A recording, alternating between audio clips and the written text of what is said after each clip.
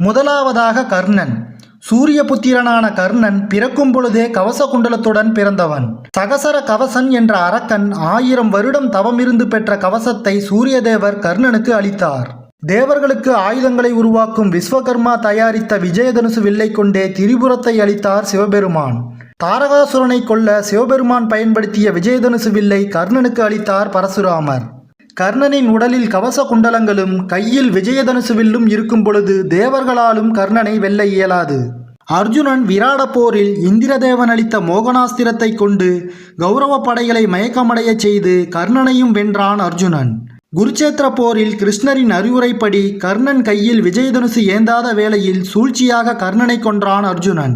இந்திரதேவன் மற்றும் கிருஷ்ணரின் அரவணைப்பு இல்லாவிடில் அர்ஜுனனால் கர்ணனை கொன்றிருக்க முடியாது என்றே தோன்றுகிறது. மாதா பிதா குரு தெய்வம் இவர்களின் யாரின் அரவணைப்பும் இல்லாதவனாக போர்க்களம்